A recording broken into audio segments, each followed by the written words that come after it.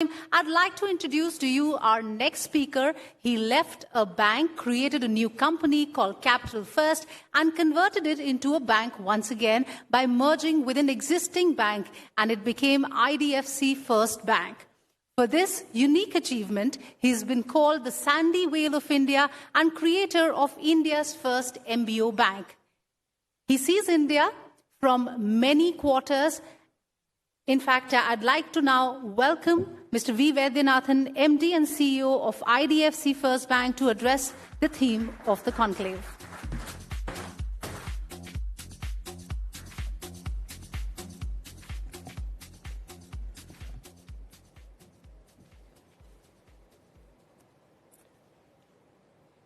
Good morning, ladies and gentlemen. It's a great pleasure for me to be here on behalf of IDFC FIRST Bank, to be here on this very important subject that has been given for this event called India's Golden Decade, Reform, Perform, and Transform. So thank you very much at Times Network for thinking through of such a good subject line that's quite inspirational in itself. Now, when we think of this subject, I try to think to myself, what is really going to transform India over the next decade? Because decade is sometimes inspirational because it gives you adequate time to do what you really want to do, but sometimes looks too far and may not even give you the urgency to do it here and now. But for that, India should always remember that, post-independence between 1940s to 1990s, let me say the first 50 or 60 years, we definitely fell behind a large number of East Asian countries who sprinted far ahead in free markets and capitalism, and we were just shackled by a lot of old age ideologies like socialism, which really pegged us really very back. Now, therefore, we should know that we are behind, and therefore there's need for us to sprint very much ahead, and that should keep us on our toes all the time. Now, when we think of entrepreneurship, I think entrepreneurship is going to be the key item, the key agenda item for the next decade, and that has the power to really transform India ahead. And when we say entrepreneurship, we don't mean only the 5,000 odd companies that are there in the listed companies in the exchanges. We see them every day on television channels. We see their performances, and they're all pretty much important because they're all creating jobs. They're organized sector. And they are creating production of goods and services. They're creating supply chains. Economic activity all around. They're all important. And therefore, we've got to figure out how to make the life easier and better, and how to channelize the energies, and how to bring the so-called animal spirits. We need them all. But today, I want to just share with you, a video which brings out the kind of entrepreneurship that is available in the bottom of the pyramid. And therefore, later in my speech, I'm trying the theme of this discussion to say that we need to power up entrepreneurship through reforms, both at the top of the pyramid, of course, which we have to do, and also at the bottom, if you can kindly look at this video. Thank you.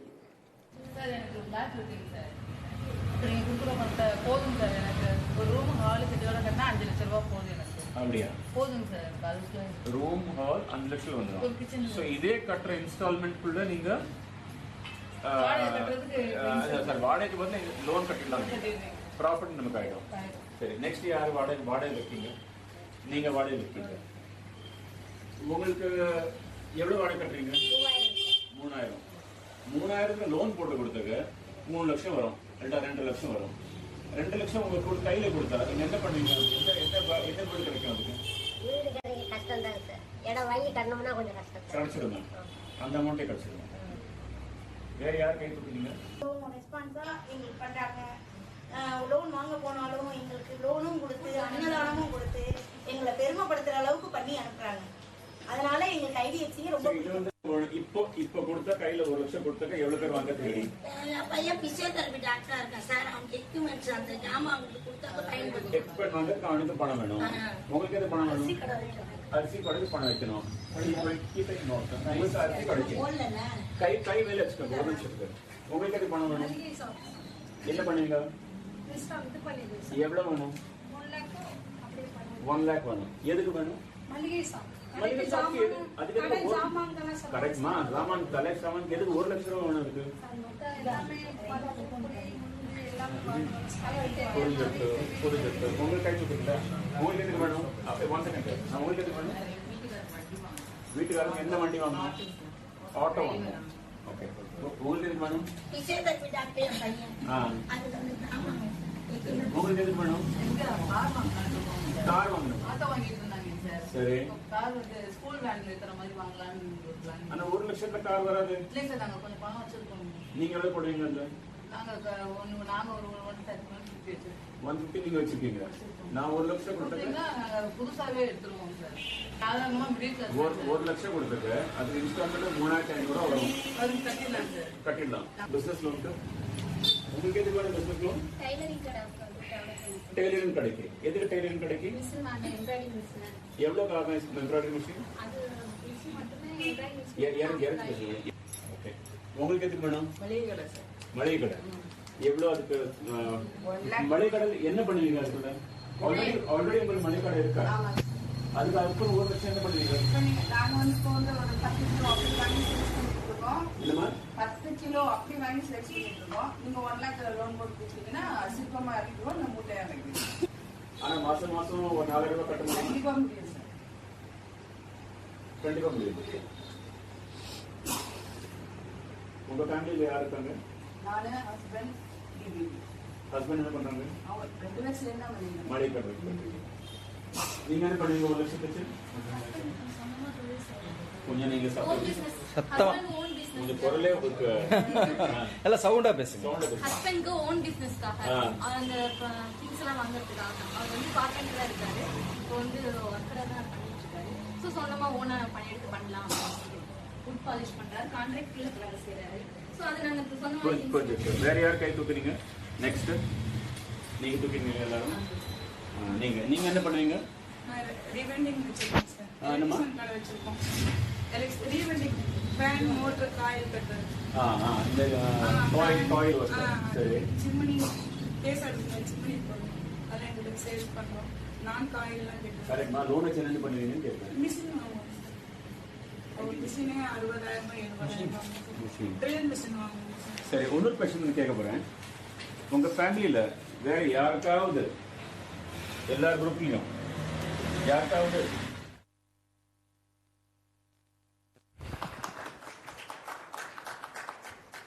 I just hope you could see the subscripts at the bottom, because obviously you won't get the language. But if you see, isn't it amazing that there's a group of about 30 people, all micro-entrepreneurs, all wanting to do business. They are not asking for doles. And it is surprising, at least surprising to me, that you ask 30 people, at least 25 of them putting up their hands to borrow 1 lakh rupees. And what are they asking it for?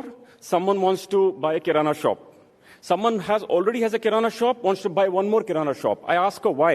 She says, if I put them together, I'm currently buying in lots of, 10 kg. I can buy in larger lots. I can get better discounts. Someone else says, my husband wants to buy an auto rickshaw.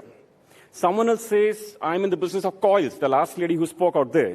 And business of, I'm doing motor winding business and I will repair Someone says, I want to buy a bus. Why do you want a school bus or a van? So that I can ferry children to school and back. Just think, among 30 ladies out there, 20 of them want to do business and they want to borrow 1 lakh from you. Now multiply this across the country and how many millions of people are waiting to borrow 1 lakh rupees from you. And if you fire up all of those entrepreneurs across the country, how much we can do? We've been spending 50,000 crores of losses on on our airlines business for the last 10 years. 50,000 crores. On some telecom companies, we've been wasting, I don't know how many thousand crores. Maybe 30, 40,000 crores. Now, for that amount of money, you give them 50,000 rupees, forget 50,000 crores. And they're willing to fire up a business out there and they'll employ 1 or 2 people each. We do financing like this for goats, cattle, cows, and people who do milk and all, business and all that stuff. Some other day I'll show you that video. And by the way, this is a 1-hour interaction. I showed you just 3 minutes of that. And in that 1 hour, we explored so much about their lives. And what they need and what they have and what children. And, by the way, we went to some of their houses. The parents, who are probably till 70, 75 years old, are also doing some activity till the last day of their lives to earn. That's the kind of entrepreneurship that is existing in these ecosystems. Now we, as a nation, will during this 2020 to 2030 that we're putting together for ourselves, will need to fire up this part of the ecosystem. It's very, very, very important for us. If we don't do this, we will keep giving money to the top of the pyramid and hope that they will produce activity, and they will, by the way, and we hope that they will keep trickling down. But trickling down is trickling down. It trickles very, very slowly. We will need very direct intervention bottom of the pyramid, and we have to cut out all the waste of thousands of crores that is getting wasted every year in many of these enterprises. Now, when you think of the classical factors of production, because GDP is production. So factors of production, these are the classical ones, right? Land, labor, capital, and entrepreneurship. In India, land is expensive. You can try. Land in Mumbai is no lesser than land in New York. Land is expensive. Labor is not expensive, but we have tied it up with so much of red tape and well-intentioned policies which have actually backfired in growth of the labor market. And that's tied up in its own tape. Capital, which is plant and machinery as well as financial capital, that's also expensive because of inflation. If land, labor, capital is expensive, but still, amazing thing is the entrepreneurship is firing in this country out of the four factors of production. So therefore, the big way for India to progress going forward is to fire up these three and work on reforms on land, labor, and capital in a very big way. Now, if you go to work on these, in the new ecosystem, it's not land, labor, capital. In the new ecosystem, as all of us know, you could be working in India and working for a, Facebook or a Google or Amazon, and therefore even visas will become irrelevant in the years to come. So therefore, that ecosystem with a new definition of the factors of production will all have to get fired up for a new reformist economy to come alive. I want to just tell you the impact of GDP and how it will affect our lives even going forward. Not that you don't know, but I'll just put it in context for you. In 2000, year 2000, in the turn of the century, our budget spends was 2.9 lakh crores. In 2010, just 10 years later, the budget spent by the government of India was 10 lakh crores. In 2020, budget spent by the government of India in the annual budget was 27 lakh crores. Now think about it. Population between 2010 to 2020 has grown by about 11-12%. But the amount of budget allocation by the government in spends has gone up by 170%. What does that mean? That incrementally every year, you're able to spend much more money. Now, spending also, this government is doing very differently than the past welfare economics, and it's very important. Now, if I'm the government of India, I have 7 lakh crores. I could, of course, make all the poor people happy by saying, you take money, you do farm waiver. But no, this government is saying, I'll build roads, I'll build bridges, I will do infrastructure. They want to invest 100 lakh crores in infrastructure. By the way, that also is going to the poor person. You might ask how? Because some contractor has been employed for putting this road. That contractor has employees. That employee is getting paid. And that employee, in turn, is probably going and buying some biscuits or something from these very people. And therefore, the money reaching the system is still the same, but at least you have a road to show. And that road is going to fire up production and fire up, productivity in the time to come. So therefore, the current government's the method of spending the money by using it for creating infrastructure and letting it flow through the ecosystem to reach these people's hands and fire up their own entrepreneurship, which if we can fire by giving more impetus at the bottom of the pyramid, it is by itself a very productive cycle. Government gets taxes. This government, again, I have found something very interesting, that they're saying we don't want to be in business where we don't have to. Now, it's a very important statement. No one has said that so boldly. Look at this privatization agenda that came in this budget. I thought it was the most reformist statement ever made to say, look, we will privatize 2 state-owned banks. Who has ever said that? It takes unbelievable political courage in this country to do that. Look at the way we said the farm reform. Imagine you're going to affect maybe 600 million people. All for the positive. Maybe, there are protests going on by some ill-informed or misadvised people. But look at the reform. The reform is you produce it anywhere and you can supply it anywhere, you can sell it anywhere in the country. I mean, today you're holden to one particular mandi, you can sell it anywhere. Now, it's the most ultimate reform. So therefore, and these are agriculture, where any miscommunication can completely disturb people's minds. So, the role of the government has now switched over, which is a landmark moment from the country, is to say private sector will fire up the economies, we will do reform, and that is what really the government has to do. And it's a pace that is really unbelievable because every day matters. I told you we're maybe 30 or 40 years behind in the way we had a slow start after independence. The other thing that we hear the government say is that, creating wealth is good. If we don't have wealth, we can't distribute to the poor. Basically the model is you make the money, you pay your taxes, and with those taxes, we will do welfare activity, and you have your role, I have my role, and my job is to facilitate. I think to fundamentally understand this role, say it clearly, internalize it, tell all the bureaucrats of this bank, of the government to say this is the way we're going to work, I think it's a very bold thing. And I don't think any government has said it so directly, so bold before. And I think that fundamental shift is the reason we can feel very, very positive about the country going forward. Now, we also talk of ease of doing business. We also talk of micro reforms. We are all talking about macro reforms of land, labor, capital, and farm and all that. But and GST was a mega reform because so many lobbies were talking about the fact this is not the time. Can we wait for 1 more month? Can we wait for 3 more months? Frankly, if you had missed that window, God knows whether GST would have ever been passed at all or not. It took an entrepreneurial government to come and say, look, I'm doing it. This is the deadline. We're launching it, and then we'll figure out how this goes and fix the problems along the way. So therefore, these are the things that are making us feel very positive, that there's a government that is really firm, strong, majority, reformist, right-wing thinking, free markets. We are all set for a mega bull run in the years to come. I didn't mean from the stock market, but bull run from the point of view of their lives, which is really not the stock market lives. Now, I also want to then point out to you apart from the macro reforms that the government has done, from the RBI point of view, the way they reacted in the pandemic was really unbelievable. And, TLTRO1, targeted LTRO2, restructuring proposal, OMO, Operation Twist, CRR reduction, LCR reduction, marginal standing facility increased, all those bullets kept firing one after the other at the problem. And I think they were happening in very quick succession. From the government point of view, when this pandemic was going on and they were giving out, the kind of benefits that they were giving to the poor, at the same time, agri reform, at the same time, mineral reform, at the same time, let me say, all the other reforms we talked about. So it just gives us confidence that if this kind of momentum sustains for 2, 3, 5 years, the power of compounding, you really can't imagine where that will take you. I come from the banking system, to close my note, and therefore, from the banking system point of view, let me tell you some numbers, and that will quite surprise you. In 2010, the entire credit market of the Indian banking system was only 28 lakh crores.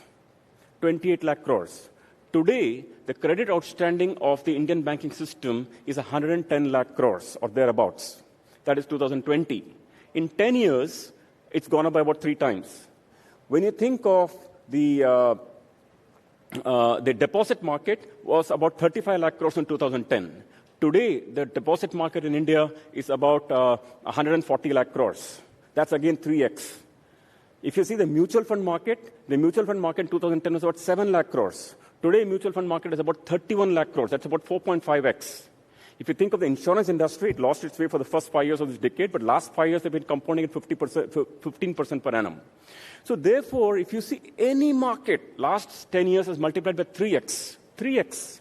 While the growth has grown population has grown by about maybe 10% or 12%. So you can see the incremental value addition to the people that is happening.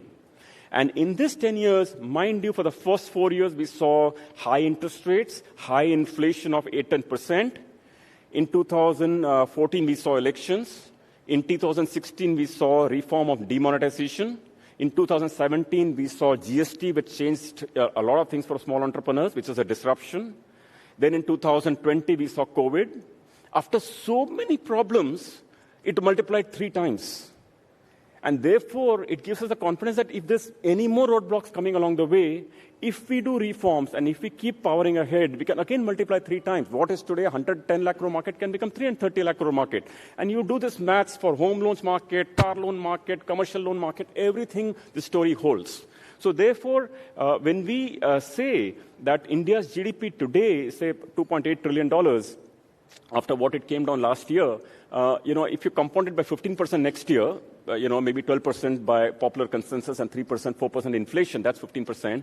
And every year after that, if you compound it by 11%, which is 8% real, 5% inflation, and minus 2% for inflation for the rupee depreciation, you will find that still this $3 trillion will compound to $8 trillion by 2030. $8 trillion. 60% of this consumption. So you add about about $5 trillion will be consumption. And $5 trillion, can you imagine the power of $5 trillion consumption coming? So like 2030 could look like crazily different than what it is today. And every year the government from that time can bring more people out of poverty because tax collection will be again maybe 3 times what it is today. And maybe budget spend instead of being 30 lakh crores are probably 100 lakh crores. And can you imagine what it can do to the nation?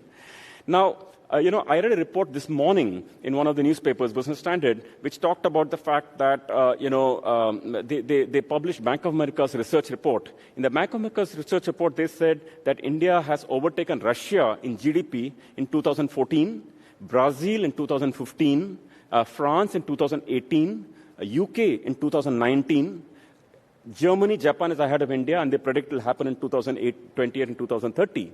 And therefore, by 2030, India will definitely be India's world's 3rd largest nation. My wish is that it's very simple, that we need to fire up entrepreneurship. We saw that at the bottom of the pyramid. By the way, they're all well-paying people. Their NPAs are hardly anything. It's better than the large corporates and all who have probably defaulted, taken away 15, 18% NPA. These people are running at practically 1 or 2% NPA. So you might as well give them money, and you're better off, firing that entrepreneurship. So the point is that we need to do macro reforms. We need to support this ecosystem in a direct intervention way. And together, when we say golden decade, it can be a golden decade for all, and particularly this segment of population, which needs faster firing up. I just hope the children of these ladies we saw today are not again hoping and wishing to do welding activity and tailoring and embroidery and auto rickshaw. If we really fire up that ecosystem in an interventionist way, not a money way, giving them education, skills, training, that kind of stuff, they could be talking of AI, ML, they could be talking of software codes, they could be talking of AR, VR, virtual recognition, and so on and so forth. They can talk really bigger things, and that is really value add, because the multiplier effect of wealth by doing value-added jobs in the lower end of the ecosystem will be really multiple for the economy, and that's what we should be aspiring for. I do hope, with the kind of approach this government has towards supporting the lower end of the ecosystem, I do hope we get there. Thank you very much, ladies and gentlemen. Thank you. Bye.